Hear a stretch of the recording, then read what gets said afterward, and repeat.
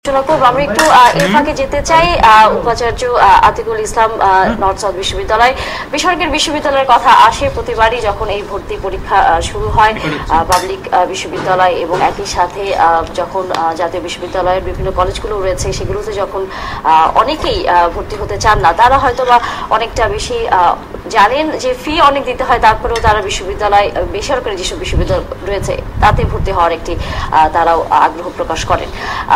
এক্ষেত্রে এবার north south অথবা যেসব বিশ্ববিদ্যালয়গুলো রয়েছে বেসরকারি আমরা জানি 91টি রয়েছে সেই বিশ্ববিদ্যালয়গুলো কতটুকু আসলে প্রস্তুত রয়েছে এখন যেসব শিক্ষার্থীরা পাশ করে বের হয়ে এসেছেন?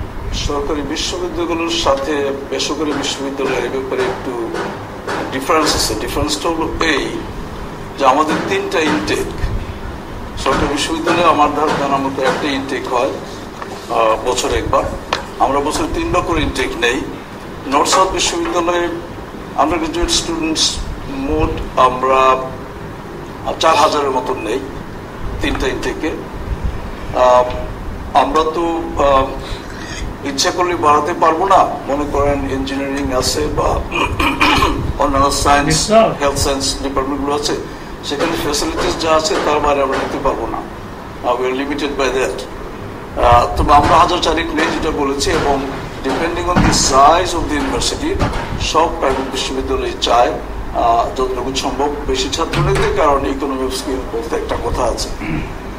আমি আমার পূর্ববর্তী বক্তাদের কথার জেনে বলবো এটা যে আমাদের দেশে ভর্তিটা একবার হয়। আমি এই বছর এইচএসসি পাস করলাম, পরীক্ষা দিলাম মেডিকেলে বা বুয়েটে ভর্তি হওয়ার জন্য, না পারলে এরপরে আমার পক্ষে ঢোকা ডিফিকাল্ট। কিন্তু বাইরে যেটা হয় আপনার এইচএসসি পরীক্ষার ছাত্র যে ট্রেড করছে, কার্পেন্টারি করতে যায়, হেয়ার ড্রেসিং করতে যায়, ইলেকট্রিশিয়ান হতে যায়, ওখান থেকে তারা ভালো করে তারা চলে যায় টেকনিক্যাল এডুকেশনে, যেমন তারা ডিপ্লোমা হায়ার ডিপ্লোমা করে, এরপরে তারা আবার ইউনিভার্সিটিতে আসে, কয়েক বছর কাজ করে তারপরে আসে। মেডিসিনে আর্টসে বা মানে বিএ পাস করার পরে হয়তো 4 বছর পরে একজন লোক চাকরি বাকরি করার পরে চিন্তা করলো মেডিসিনে আসবে, তার সে পরীক্ষা দেওয়ার চান্স আছে, আসার চান্স আছে, সায়েন্স থেকে মেডিসিনে আসার চান্স আছে। সিমিলারলি ইঞ্জিনিয়ারিং এ তো আমাদের দেশে যে একবার গেটটা বন্ধ করে দেওয়া হয় যে এবার তুমি ঢুকতে পারলে না মেডিসিনে, তার মানে তোমার চান্স অলমোস্ট নাই বাকি জীবনে। এটা কিন্তু ঠিক না। আমাদের ইনটেক নিতে হবে বিভিন্ন স্তরে এবং অন্যান্য ডিসিপ্লিন থেকেও। ম্যাচিউর এজ এন্ট্রি বলতে একটা কথা বিদেশে আছে, আপনি চলে গেলেন, এইচএসসি পাস করে লেখাপড়া করলেন না, ব্যবসা করলেন, এরপর আপনি ইউনিভার্সিটিতে আসবেন, আপনাকে একটু স্পেশাল ভাবে ভর্তি করা হবে। তো ওইভাবে আমাদের একটু ফ্লেক্সিবিলিটি আনা দরকার। জাস্ট এইচএসসি পরীক্ষার পরে অ্যাডমিশন টেস্ট কতগুলি। এটা কি আপনি বেসরকারি বিশ্ববিদ্যালয়ের কথা বলছেন নাকি পাবলিক বিশ্ববিদ্যালয়ের কথাগুলো বলছেন? সব বিশ্ববিদ্যালয়ের কথা বলছি যে ইনটেকটা একটু করতে হবে, মানে people should have chance to come to the আপনার diplomas and higher diplomas then to university education. খালি যে এইচএসসি পাস করার পর যে ঢুকলো, অনেকে এইচএসসি পাস করার পরে মেডিসিনে তো গেল, তারপরে তো মেডিসিন পছন্দ হলো না, that person may want to change over to something else. Engineering গেল, সেটা ভালো না, একটু যেতে পারে।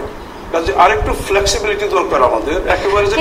কিন্তু প্রতি বছরই কিন্তু শিক্ষার্থীর সংখ্যা বাড়ছে। আমি যখন আরেকজনকে সুযোগ দিব সেই জায়গাটি কিন্তু আরেকজনের যে এই বছর পাশ করে বের হচ্ছে তারও কিন্তু জায়গা ছিল, যেখানে এখন আমরা দেখছি যে একবার যে পরীক্ষা দিবে ভর্তি পরীক্ষায় সে কিন্তু দ্বিতীয়বার ভর্তি পরীক্ষা দেওয়ার সুযোগ পাচ্ছে না। সেই ক্ষেত্রে তখন সেই শিক্ষার্থীর সেই উচ্চ শিক্ষিত হওয়ার সেই সুযোগটা হারাচ্ছে। আমার কথা হলো যে আপনি একবার কেমন পরীক্ষা দিবে, সে আগামী বছর পরীক্ষা দিতে পারবে উইদাউট এনি প্রেজুডিস। সে অন্য লাইনে যেতে পারে, সে পলিটেকনিকে গেল, সেখান থেকে আবার পরীক্ষা দিতে পারবে, সেটা করা উচিত।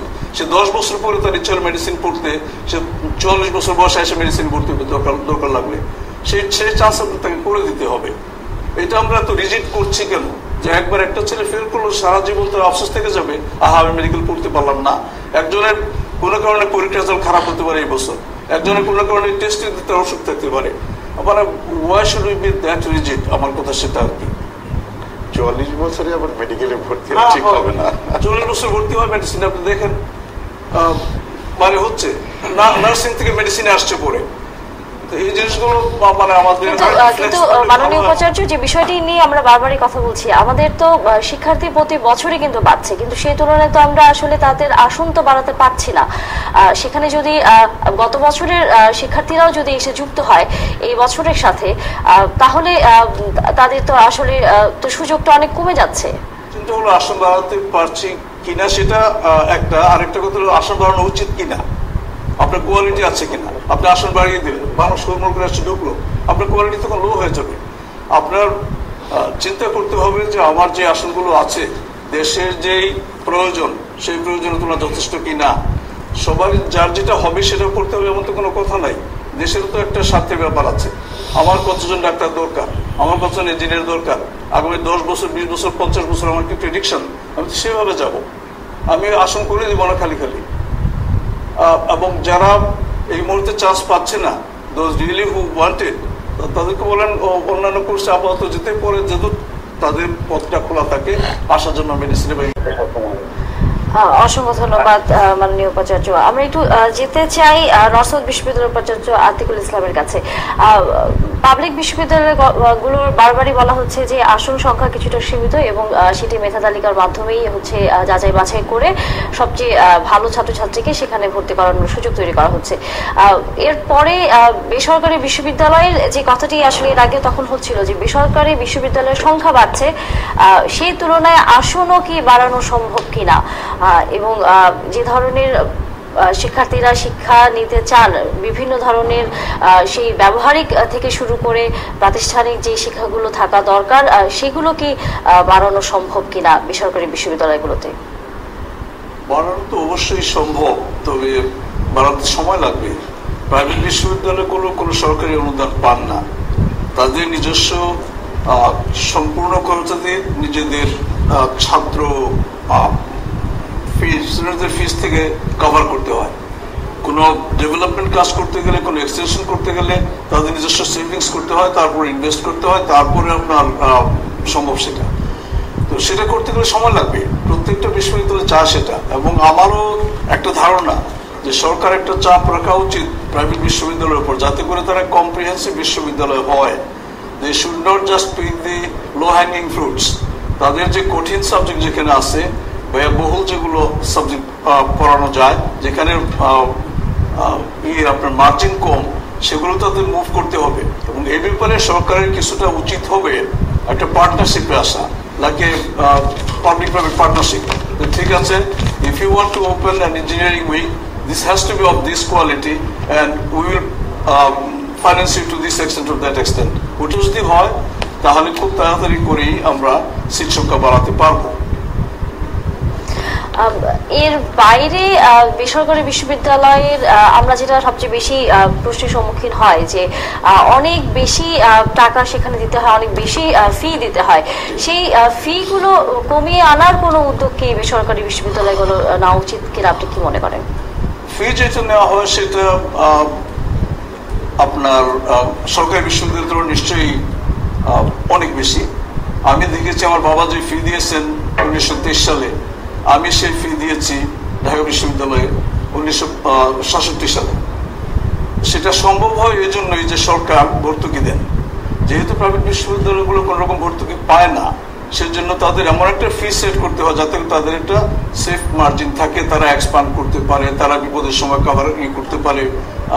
সেজন্য এখন ফি কমানো সম্ভব কিনা আমার মনে হয় না প্র্যাকটিক্যালি তারা ফি কমাতে পারবেন, এবং ফি কমালে তাদের এক্সপ্রেশনের স্কোপ আরো কমে যাবে।